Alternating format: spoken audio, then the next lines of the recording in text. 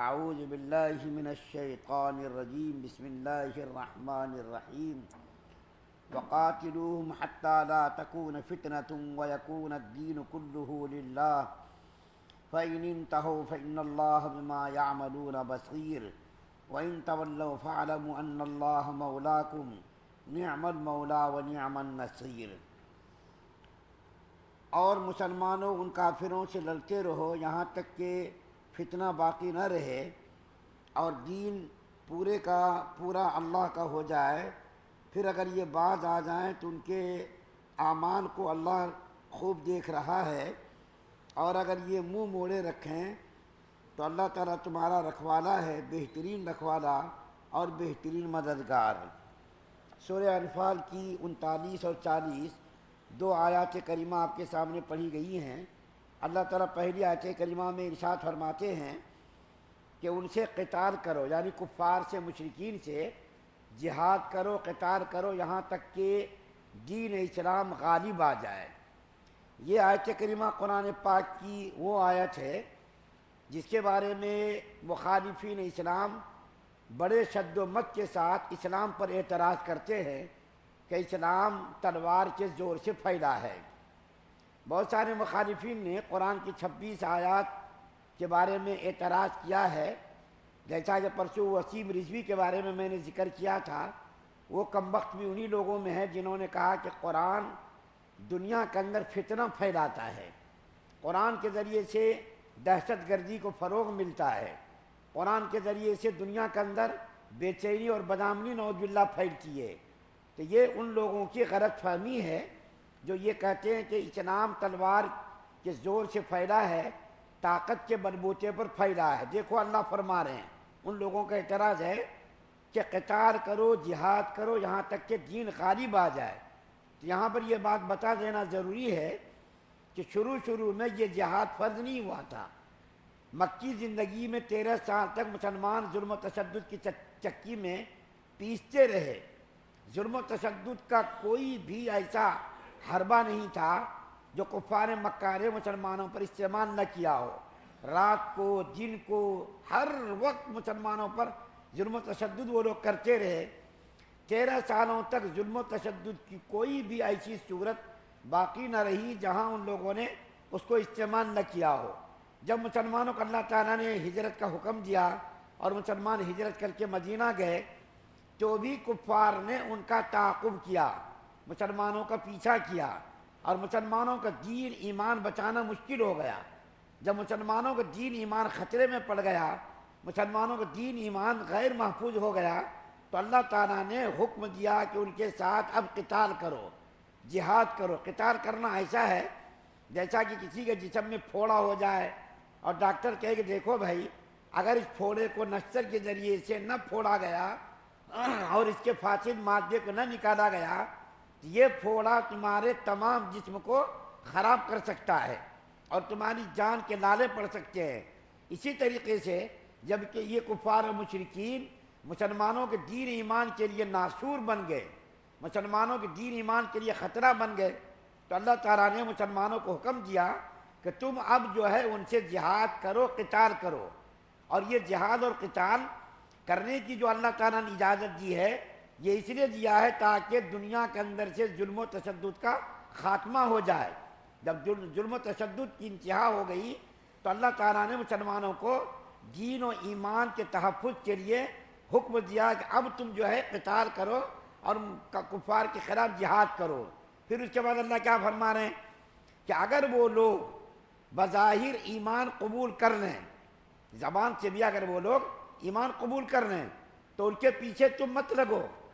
جیسا کہ بہت سارے لوگ کیا کہتے ہیں، ارے وہ تو دکھاوے کے لیے نماز پڑھتا ہے، دکھاوے کے لیے روزہ رکھتا ہے، دکھاوے کے لیے حج کرتا ہے، دکھاوے کے لیے مال خرچ کرتا ہے۔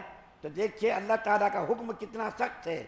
اللہ کیا فرما رہے ہیں، اے محمد صلی اللہ علیہ وسلم، اگر آپ کے قتال و جہاد کے بعد وہ لوگ مغلوب ہو جائیں اور زبان سے بھی وہ لوگ کلمہ پڑھ رہے ہیں، جیسا کہ حدیث شریف کے اندر ایک واقعہ نقل کیا گیا، حضرت اسامہ بن زید رضی اللہ تعالیٰ عنہما کو اللہ کے رسول صلی اللہ علیہ وسلم نے ایک جگہ جہاد کے لیے بھیجا۔ تو اس جہاد کے موقع پر ایک کافر کے اوپر حضرت اسامہ بن زید رضی اللہ تعالیٰ عنہ نے تلوار اٹھائی، تو اس کافر نے تلوار کو دیکھ کر کے لا الہ الا اللہ محمد رسول اللہ پڑھ دیا۔ اس کے باوجود حضرت اسامہ رضی اللہ تعالیٰ عنہ نے اس آدمی کو قتل کر دیا تلوار کے ذریعے۔ اس کے بعد پھر لڑائی ختم ہو گئی، مسلمانوں کو فتح مل گئی۔ یہ واقعہ اللہ کے رسول صلی اللہ علیہ وسلم کی خدمت میں پیش ہوا کہ یا رسول اللہ صلی اللہ علیہ وسلم، لڑائی کے موقع پر ایک آدمی کو میں نے وار کیا، تلوار سے حملہ کیا، اور اس نے جو ہے مجھ کو دیکھ کر کے ایمان قبول کر لیا، یعنی کلمہ پڑھ لیا، اس کے باوجود میں نے اس کو قتل کر دیا۔ تو اللہ کے رسول صلی اللہ علیہ وسلم نے فرمایا کیوں تم نے ایسا کیا؟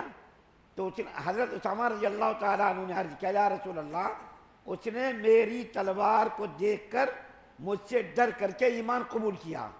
تو اللہ کے رسول صلی اللہ علیہ وسلم نے بڑا ہی سخت جملہ استعمال کیا اور فرمایا کیا تم نے اس کے دل کو چیر کر کے دیکھا تھا؟ کیا تم نے اس کے دل کو پھاڑ کر کے دیکھا تھا کہ دکھاوے کے لیے اس نے ایمان قبول کیا تھا؟ تمہارے تلوار کے ڈر سے اس نے ایمان قبول کیا تھا۔ اس نے ایمان قبول کر لیا تو تم کو چاہیے تھا کہ تم اس کو چھوڑ دیتے، اس کو قتل نہ کرتے۔ تم نے تو یہ نہیں دیکھا اس کے دل کو چاک کر کے، اس کے دل کو پھاڑ کر کے، تم نے تو نہیں دیکھا کہ اس نے تمہارے ڈر سے ایمان قبول کیا۔ دیکھیے اسلام کے اندر کتنا سخت حکم دیا گیا ہے کہ اگر کسی نے ظاہری طور پر بھی ایمان قبول کر لیا، چاہے اس کے دل میں کفر کیوں نہ چھپا ہوا ہو، تو اس کے خلاف تلوار اٹھانا جائز نہیں۔ ہم لوگ جو بد زبانی کرتے ہیں، بد کلامی کرتے ہیں بہت سارے لوگوں کے بارے میں، یہ تو دیکھیے کافر کے بارے میں ہے کہ اگر ظاہری طور پر بھی ایمان قبول کر لے تو اس کو مسلمان ہی سمجھو، اس کے پیچھے مت لگو کہ اس نے دل سے کلمہ پڑھا ہے یا جو ہے زبان سے صرف ڈر کے بارے کلمہ پڑھا ہے، اس کے پیچھے نہ لگو، بلکہ اس کو اللہ کے حوالے کر دو۔ اللہ تعالیٰ کو معلوم ہے اس نے دل سے کلمہ پڑھا ہے یا اس نے جو ہے دکھاوے کے لیے کلمہ پڑھا ہے۔ تو جب یہ کفار کے بارے میں حکم ہے تو مسلمانوں کے بارے میں اس قسم کی لب کشائی کرنا کس طریقے سے جائز ہو سکتا ہے؟ بتائیے کہ اس نے جو ہے وہ تو بس دکھاوے کے لیے نماز پڑھ رہا ہے، وہ تو دکھاوے کے لیے حج کر رہا، دکھاوے کے لیے زکوٰۃ دے رہا، دکھاوے کے لیے روزہ رکھ رہا، دکھاوے کے لیے فلاں کام کر رہا۔ ایسا کہنا بالکل مناسب نہیں، اس کو اللہ کے حوالے چھوڑ دینا چاہیے۔ اچھا ایک بات اور یاد آئی مجھ کو، یہ کفار لوگ، مشرکین لوگ اسلام کے بادشاہوں پر اعتراض کرتے، اورنگزیب کے اوپر اعتراض کرتے کہ اورنگزیب نے ہندوستان کے بہت سارے مندروں کو توڑ دیا، بہت سارے جو ہے گرجا گھروں کو توڑ دیا اور زبردستی اسلام کو پھیلایا۔ تو یہ یاد رکھ لینا چاہیے 1444 سال کا عرصہ گزر گیا، کوئی بھی ایک مثال بھی تاریخ کے اندر ایسی نہیں ملتی ہے کہ کسی مسلمان بادشاہ نے کسی کو زبردستی ایمان قبول کرایا ہو، کسی کو ایمان قبول کرنے پر، اسلام قبول کرنے پر مجبور کیا ہو، کوئی ایسی مثال نہیں ملتی۔ اورنگزیب کو لوگ بدنام کرتے، ٹیپو سلطان کو لوگ بدنام کرتے، یہ لوگ کافروں کے دشمن تھے، زبردستی اسلام کو پھیلایا، مندروں کو توڑ دیا۔ یہ سارے اعتراضات بالکل بکواس ہے، لغو ہے، اس کے اندر کوئی سچائی نہیں۔ اورنگزیب رحمۃ اللہ علیہ اتنے پرہیزگار تھے، ہندوستان کے اندر انہوں نے 50 سال حکومت کی، بیت المال کا پیسہ بھی اس نے استعمال کرنا اپنے لیے جائز نہیں سمجھا۔ اگر وہ 50 سال میں اسلام کو زبردستی پھیلاتے تو ہندوستان کے اندر آج نہ تو کوئی مندر نظر آتا، نہ تو کوئی پنڈت نظر آتا، نہ تو کوئی گرجا گھر نظر آتا۔ ٹیپو سلطان ایسا روادار اور ایسا کافروں کے ساتھ، غیر مسلموں کے ساتھ ایسا ہمدرد تھا۔ آج بھی میسور کے اندر، کرناٹک کے اندر ٹیپو سلطان کے ہاتھوں کی لکھی ہوئی دستاویزات کہ فلاں مندر کو اتنی زمین دے دی گئی، فلاں پنڈت کے لیے یہ زمین الاٹ کر دیا گیا۔